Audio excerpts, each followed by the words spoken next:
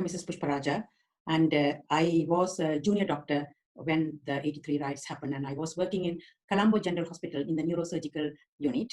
And now I am still working as a general practitioner in this country, working in Colombo General Hospital as a junior doctor in the neurosurgical unit. And when the riots started, I was actually in the ward. And at that time, I always wore pottu, and I was always wore a nose stud as well, because I'm a Tamil. I was proud to wear those identity.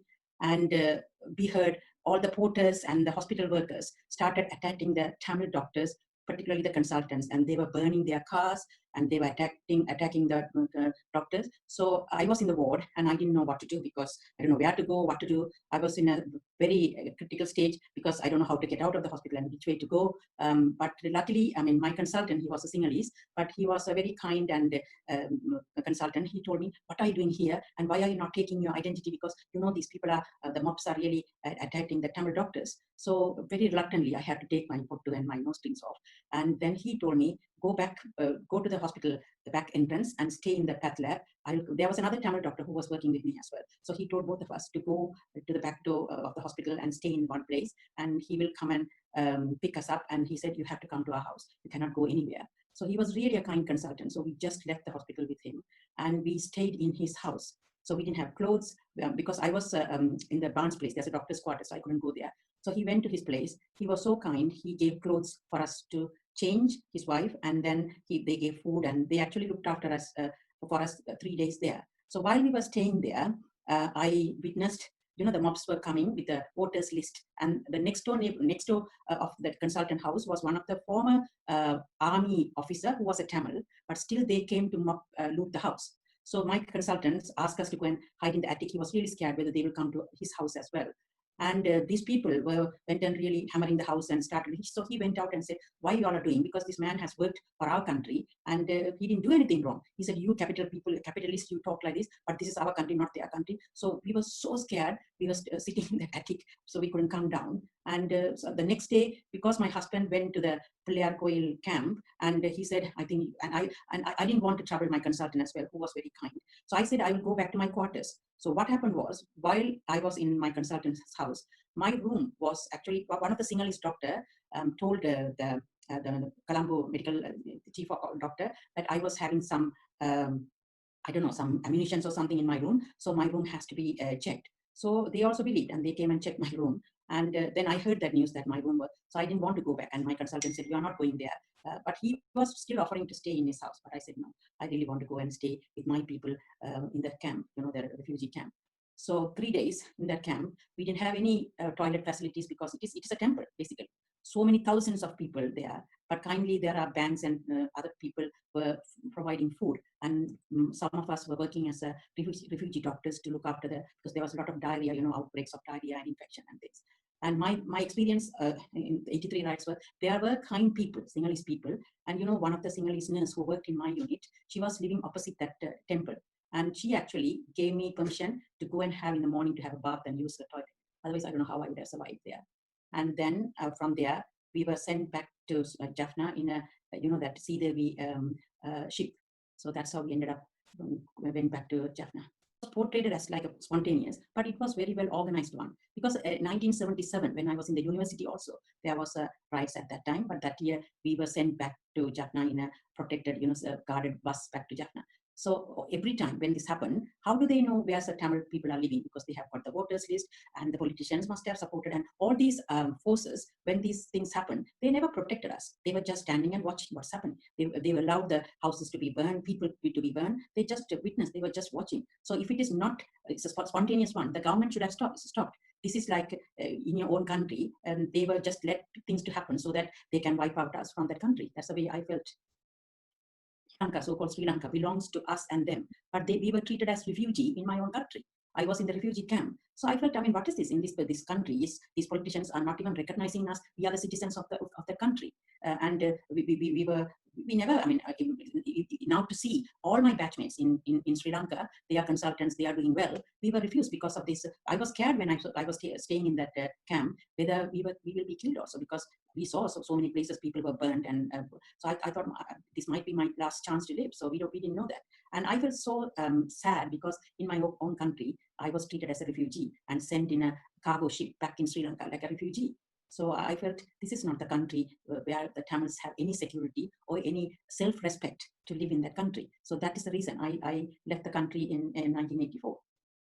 This country is safe now, but to think back, I mean, during just before the wartime, I have gone to help the tsunami time. I was there for a month to help our people. Even at that time, I thought there will be a chance that we might go back to our country and at least to stay in our place. But now my family is totally, we are dispersed. All my brothers and sisters are in Canada, and I'm here. We never had a childhood together, family get together. So all these are human rights, these are the basic rights. We cannot really have it in Sri Lanka. Even the people who are living there, they are just living. They can't really protest anything. They can't even talk.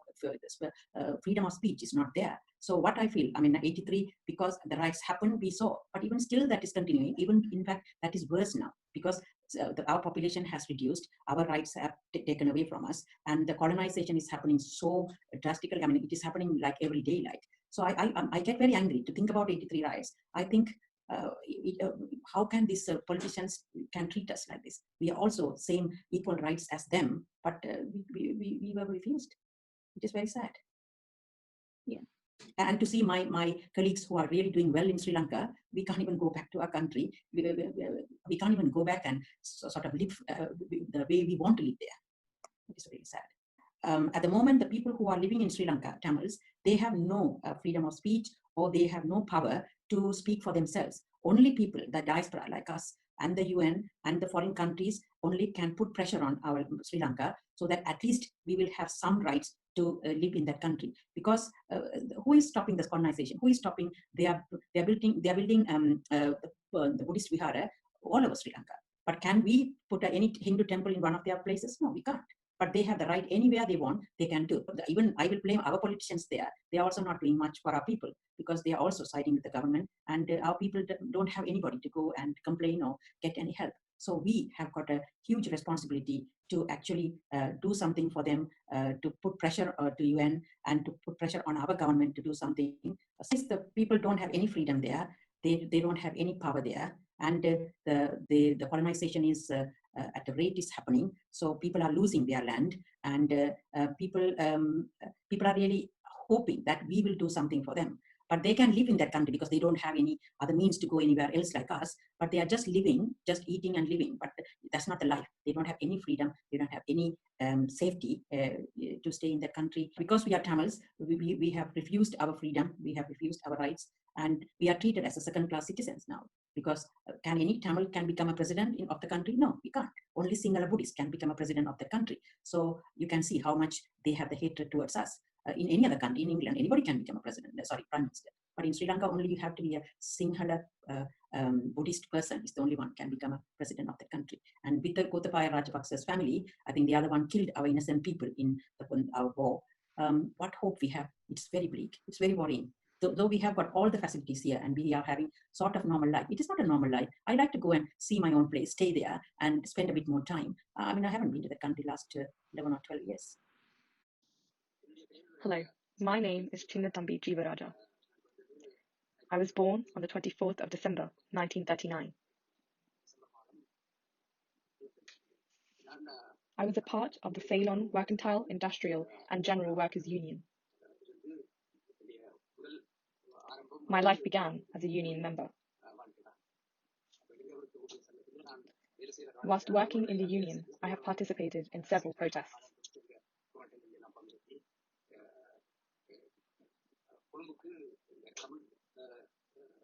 I was called to Colombo to expand the reach of the union in majority Tamil areas there, and resided there for an extended period.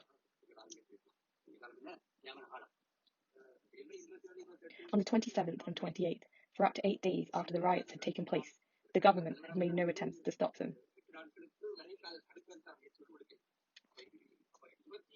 Additionally, on the 24th, targeted attacks had been carried out within prisons. On the 23rd and the 24th. During that time, a large number of Tamils were imprisoned, including relatives of mine, and people like Father Singaraya, Dr. Rajasundaram of Gandhi Limited, and Mr. Patnathan. It was after the incident had taken place that I had received these accounts from them. They struggled to escape the attacks within the prisons and barely did. During that time, several of those affected by the attacks had died, but 50 to 60 people had managed to escape. The attack on the Tamil people had begun on the morning of the 25th.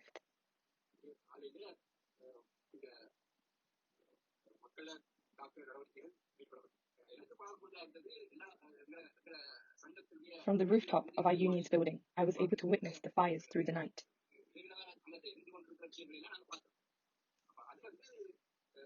These fires were caused by petrol-filled glass bottles being thrown onto buildings. A series of these being thrown had caused a chain reaction, which engulfed several pieces of infrastructure, leading to a massive fire. At that time, we did not see this from nearby, but received news of fires having destroyed the surrounding area.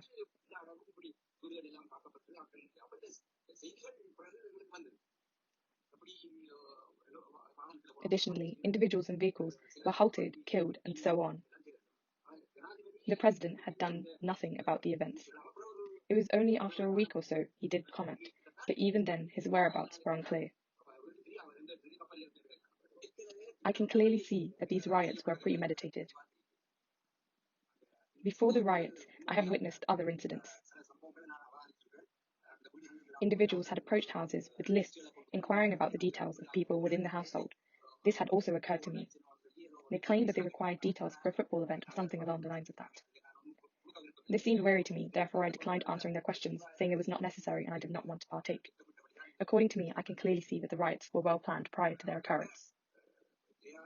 And I was certain that JR will do anything to suppress Tamils with the use of non-violent and violent means. The need for an armed retaliation was caused by the Sri Lankan government consistently oppressing our people.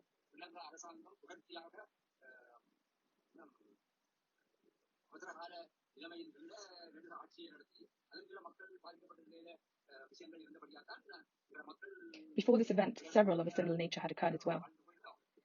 The civil war was started as a result of these riots and continual suppression against Tamils.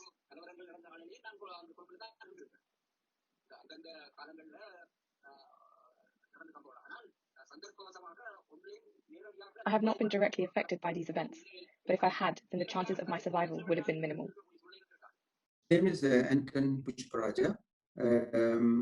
At present, I am 66 years old. In July 83, I was 30 years old.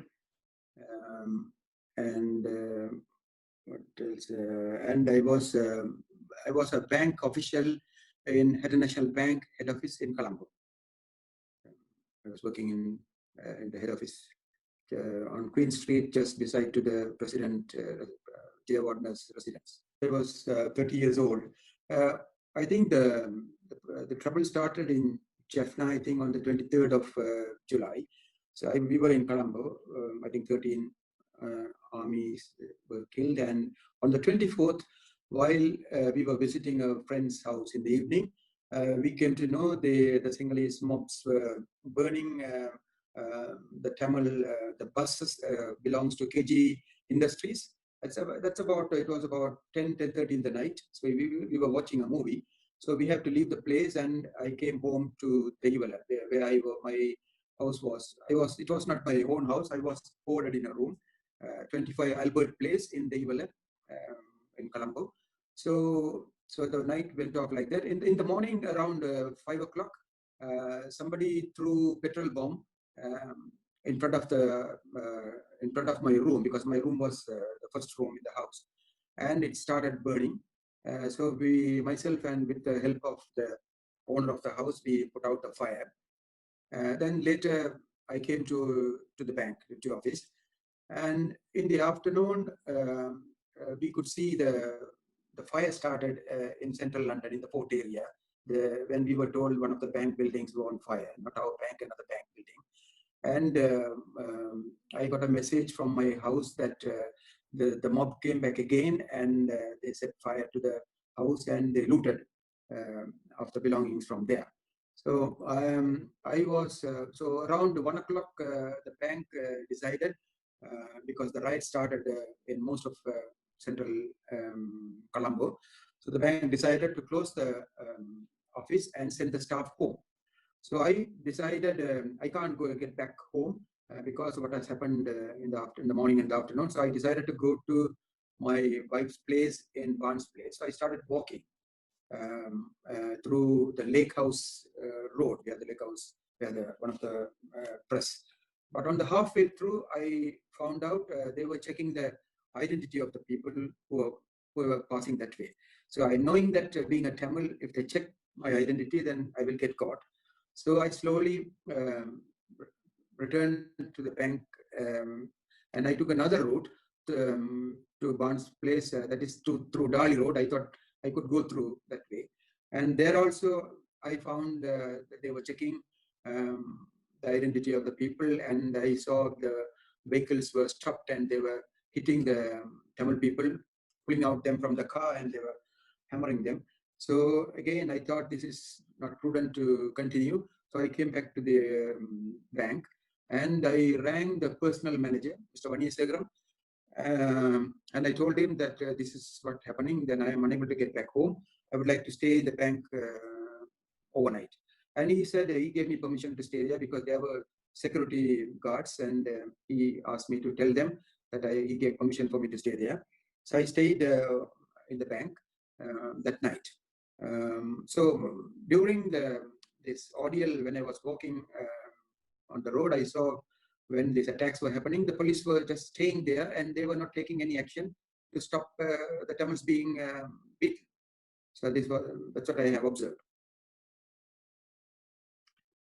And on the following day, overnight I stayed in the bank, and the following day, the bank gave me their vehicle for me to be transported to one of the refugee camps. So I went to the Vallavata Pillayar Koil refugee camp.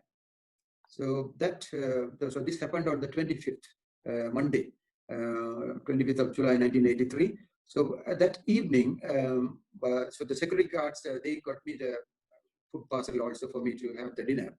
So while I was at the entrance of the bank, listening to the 6 o'clock news, evening radio news, they announced in the radio that there were around 52 political prisoners in Velikada jail, like Kutimani and Tangathura and others, and they were brutally killed in the jail.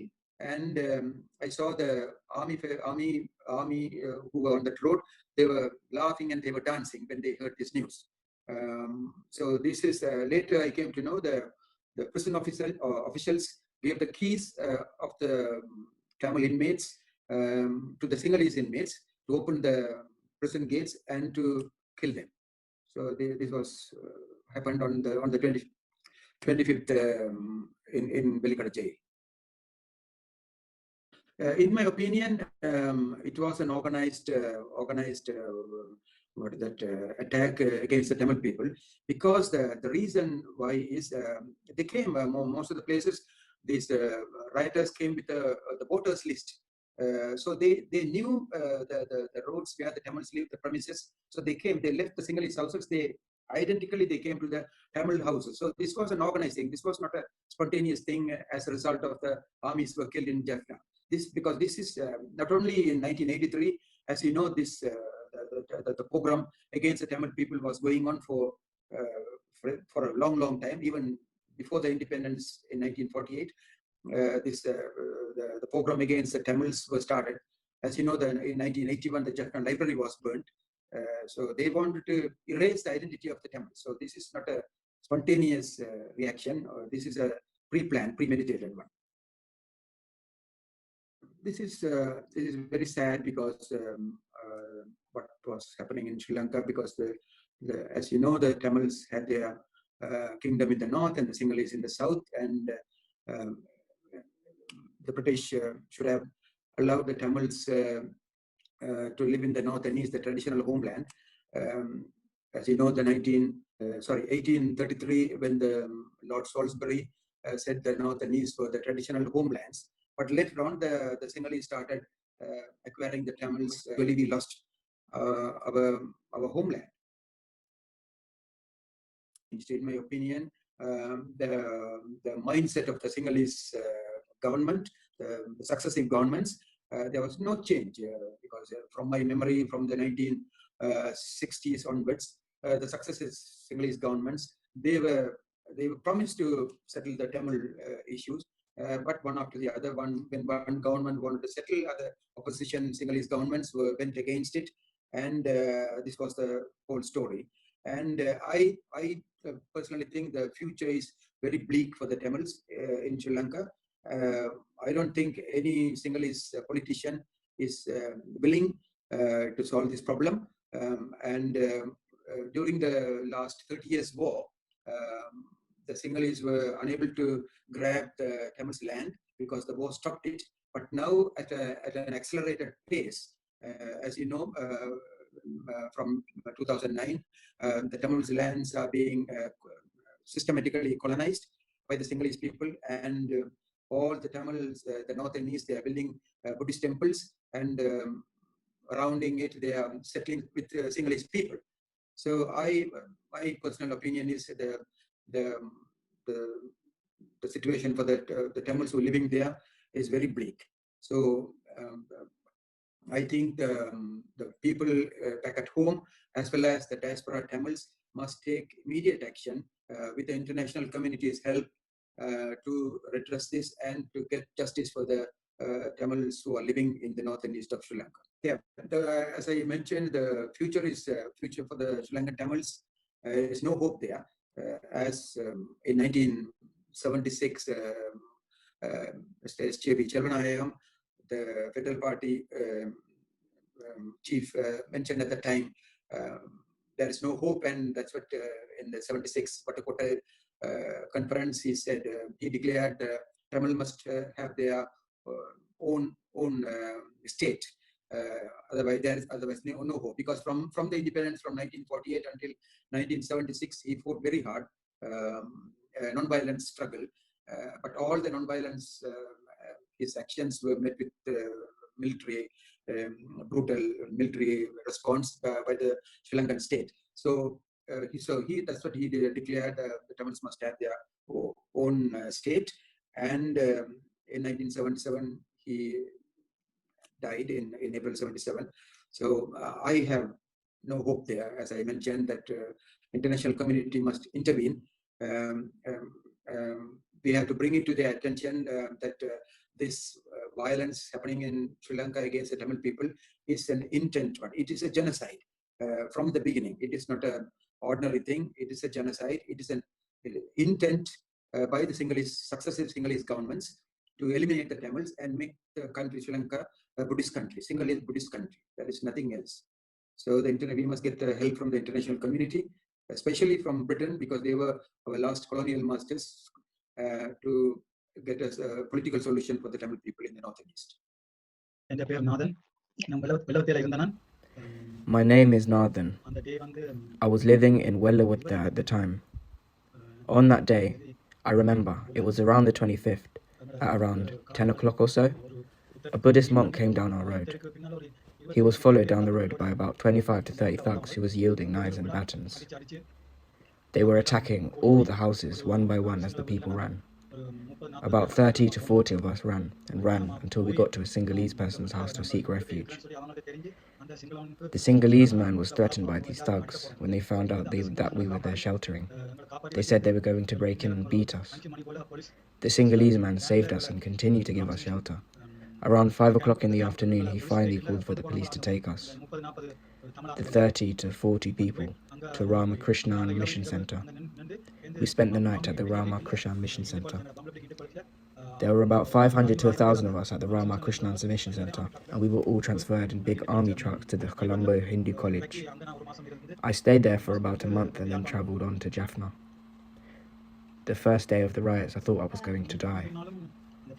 But luckily, the Sinhalese man gave us the shelter and helped us with the police to go to the Ramakrishna Mission Center, and from there we went on to Hindu College. I was only then I felt safe. Until then, I was afraid. Even now, I am too scared to go back to that country, and I don't want to go back. I don't want to go back. I'm afraid that what happened before will be repeated for the Tamil people. One Buddhist monk led the mob. 25 to 30 people followed the monk with knives, batons, and petrol cans. We saw them within 100 yards of us and saw them running into every Tamil house along the way, and we ran for shelter at that one Sinhalese man's house.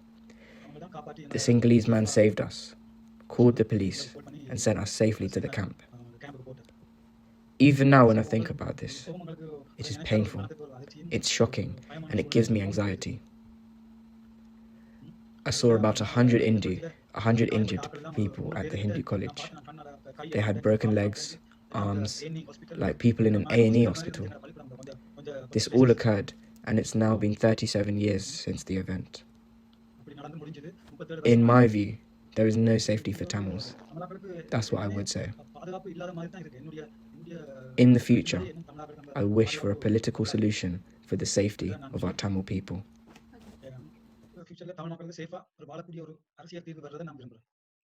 வணக்கம், என் பேர் நாகமணி சகிரதன். நான் 1983 ஆண்டு Colombo grand pass என்ற இடத்தில் சோனசைத்தின் மூடத் என்ற இடத்தில் என்னுடைய சிறு வியாபாரம் செய்து கொண்டிருந்தேன்.